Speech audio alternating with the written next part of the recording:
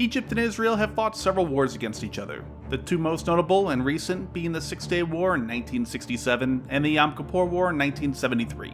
With both wars ending in a pretty devastating defeat for Egypt and their allies, and with Israel concerned it might not be able to continue to win every war and its citizens wanting peace, the two eventually met and came up with compromises, such as Israel returning the Sinai Peninsula, which it took in the Six-Day War, to Egypt, and Egypt recognizing Israel, which they were the first nation to do so, also agreeing to keep the Sinai demilitarized and allowing them shipping access through the Suez Canal.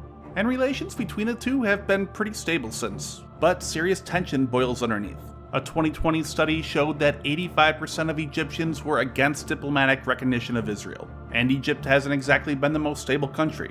President Sadat was assassinated for his recognition of Israel. Mubarak resigned after the 2011 revolution, and Egypt was led by its military for over a year. Then Morsi was elected in 2012 and then deposed by the Egyptian military in 2013. Then, finally a year later, elections were held with El-Sisi becoming president, and relations with the West have deteriorated since. And there's still tensions over the Sinai Peninsula. The 1979 peace treaty required the Sinai to be demilitarized, except for policing. But for the last 13 years, the Sinai insurgency has been going on, and Egypt has been sending more and more military forces into the Sinai to combat them. Israel has generally allowed Egypt to do this, as they don't want insurgent groups on their border, but they have expressed concern over Egypt sending things like tanks into the Sinai to fight terrorists. Also, an Egyptian airbase there has massively expanded, and used as a drone base in the insurgency. We can see a new runway, expanded facilities, and hangars for aircraft. And the current conflict between Israel and Hamas are further stressing relations. As Israel is preparing to move south toward the city of Rafah, which borders Egypt, Egypt is concerned for the massive population from across Gaza being pushed into their country, and then Israel refusing to ever let them return. That would leave them with roughly 1.5 million refugees in the Sinai. So with increased tensions, a long history of wars between them, and more Egyptian troops in the Sinai, could another war break out? And what might the results be? Egypt now is a much better equipped army with more Western hardware and training, so could they do any better? But first, real quick, a thanks to the sponsor of this video, Trade Coffee. Trade gets the best coffee from all across the nation and delivers it to your door. I got a few bags, and it's actually really good coffee. I even had my brother-in-law, who's real big into coffee, give it a try. He measured out the beans carefully and even pulled out and used his pour-over method to brew it. And he really actually enjoyed it. And not just that it's good coffee, but he said the type of good coffee you can't typically get in stores. But he liked it so much that I know he already bought more, and he recommended it to his friend who bought some so they can get that extra promotion. But the real cool part of Trade is that their website maps your specific preferences to hundreds of different coffee flavor profiles to pair you with what you would like the best and recommend it to you. And this combines their industry expertise with machine learning. So go over to their website at drinktrade.com/covert and get yourself some great tasting coffee that even my brother-in-law approves of. And when you do, you'll save $15 on select plans and your first bag of roasted to order coffee for free. Again, Trade Coffee. Go check them out. Now, it is unlikely that a war will break out between them, so this is just academic in a sense. It's hard to see a scenario where Israel would be the aggressor, unless it was preemptive strikes if they knew Egypt was about to attack first. Right now, Israel is just too tied down in Gaza, as well as skirmishes near the West Bank, Lebanon, and strikes in Syria. So if you had to come up with a hypothetical scenario, it might be more likely Egypt striking them to stop them in Gaza and creating a refugee crisis for them. So how might that play out? To get an idea, it's important to look at what happened historically. After all, Israel attacking Egypt and Egypt attacking Israel first actually happened. The Six-Day War was started by Israel, and like any other war, people can argue forever about who was right or wrong. But Israel began the war, and the main reason given was Egypt closing the Straits of Tiran. This effectively blocked off all trade for Israel into the Red Sea and beyond, where 90% of their oil came from. 2 weeks later, Israel launched a massive aerial attack.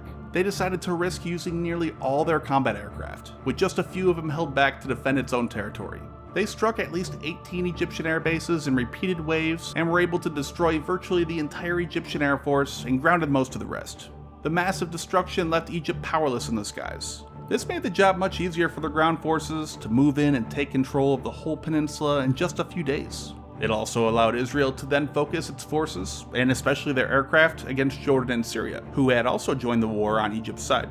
A ceasefire was then signed and the war ended after just 6 days, hence the name. But tensions remained high and skirmishes continued until 1973, when, after rebuilding their militaries, Egypt and Syria launched a surprise attack to try to regain lost territory. And this time Egypt had some pretty incredible success. In just a matter of hours, they were able to cross the Suez Canal and break through virtually every spot in Israel's defensive line. And this was a line built up with numerous fortifications, defensive structures, a road network for supplies that most in Israel believed to be impenetrable. And Egypt still celebrates this day in numerous ways, including being their Armed Forces Day, and they even named a city after it, the 6th of October city. However, after that, things went bad for them in the war. One major reason for their initial success was a new SA-6, or Cub air defense system. It was much better at shooting down low-flying aircraft, which prevented Israel from using its powerful air force like they did during the Six-Day War. But this also meant that Egyptian troops were hesitant to advance any further beyond the range of these air defenses. So their advance stopped, and Israel was then able to focus on Syria. When Syria began losing ground, Egyptian President Sadat ordered an offensive, which his generals strongly objected to, but still carried out. And, as expected, as Egyptian forces moved beyond their air defense cover, they were quickly defeated. Israel then took advantage of this, counterattacking, breaking across the Suez Canal, and began to cut off and encircle the Egyptian army on the east bank, as well as approaching Egypt's capital. This then led to increased tensions worldwide between the superpowers, who were providing massive aid and arms to each side, and they each forced a ceasefire, ending the war. Now that's a very brief summary of both, while still including the important points, tactics, and lessons that can be learned. Egypt has changed a lot since. After the 1973 peace deal, Egypt switched from being in the Soviet sphere of influence to the West. With that came Western weaponry, such as the M60 Patton and M1 Abrams tanks, F-16 fighter jets, Frem frigates, and Hawk air defenses. However, since the 2011 revolution, Egypt-US relations have soured and they began buying more Russian equipment, like the S-300 and even signing a deal for 500 T-90 tanks. So, Egypt's military is a weird mix of real old leftover Soviet equipment, more modern US and Western weapons, and some new Russian hardware. Israel hasn't changed that much, and still consists of Western and domestically made military equipment. And here's a list breaking down and comparing the numbers. Now what isn't clearly reflected here though is the age. Overall, Egyptian equipment is much older and less capable. Also, Egypt, while receiving Western training and participating in biannual military exercises with the US, well, they haven't really fought any war or faced any serious military threat in a long time. Israel, on the other hand, spends so much more time and energy on defense, with wars, drone and rocket strikes, and a potential conflict with Iran always looming. Israel spends nearly twice as much on defense and an even higher percentage of their GDP, so it's hard to imagine anything other than Israel having a clear advantage.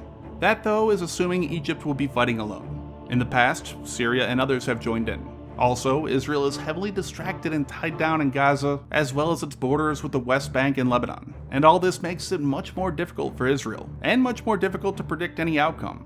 But a start to compare will be with air power.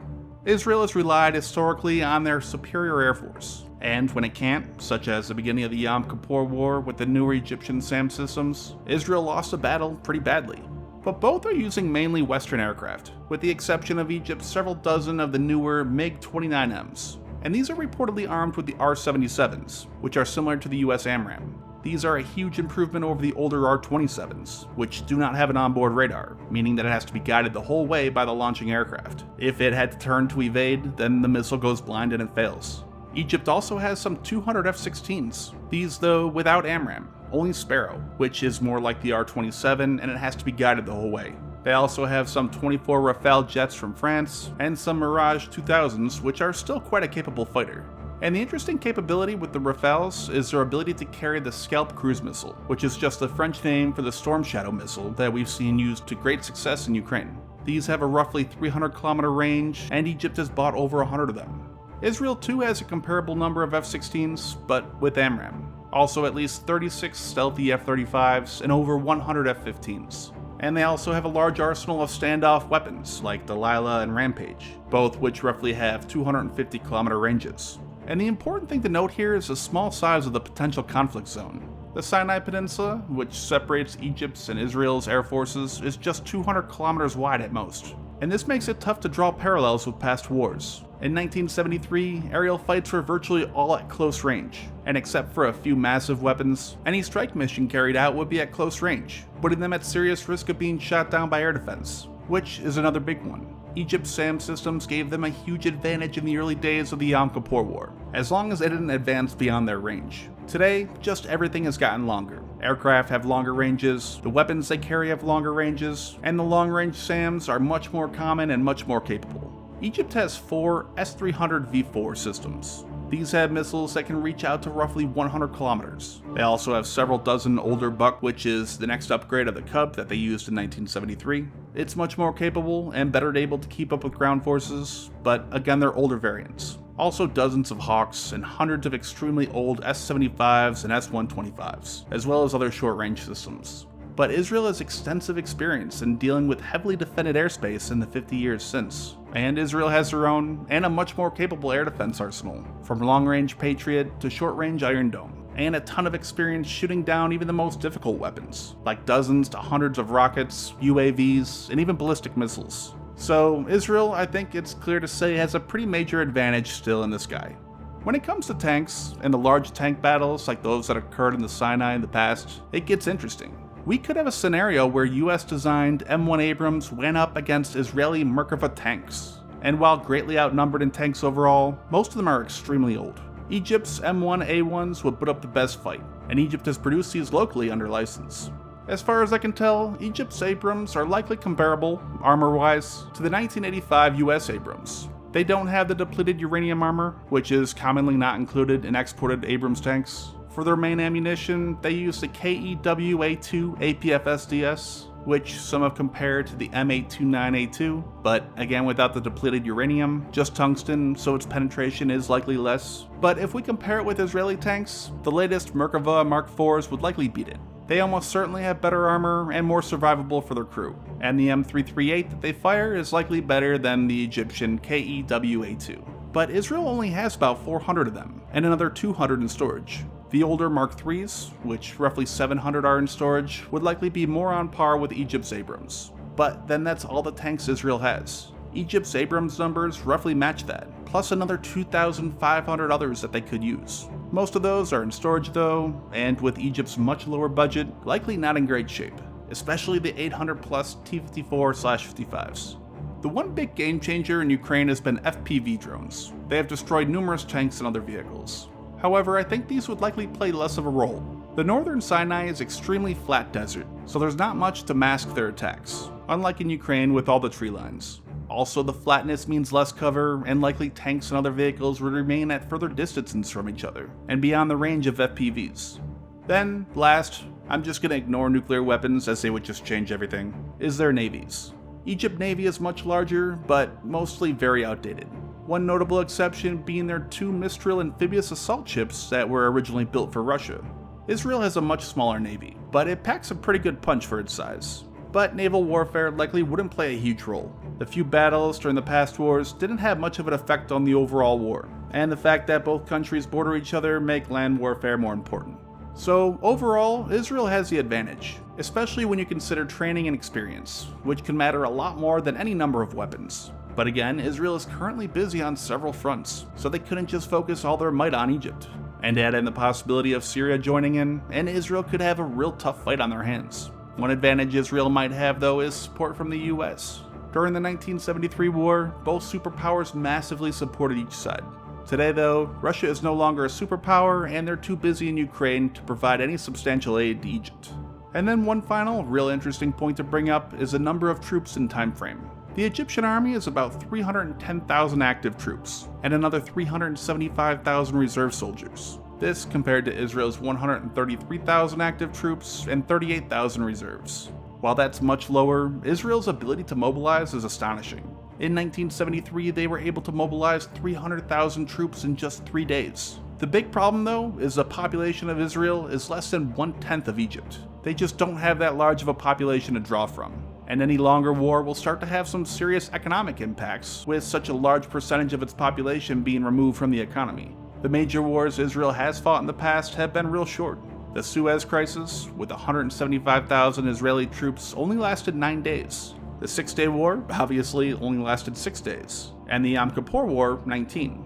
Other, longer, but smaller wars lasted longer, like the 1982 Lebanon War, which lasted 3 years. However, the heaviest fighting only lasted under 4 months. after which Israel withdrew from Beirut. So the longer a war rages on and the fighting continues, Israel would be at more and more of a disadvantage.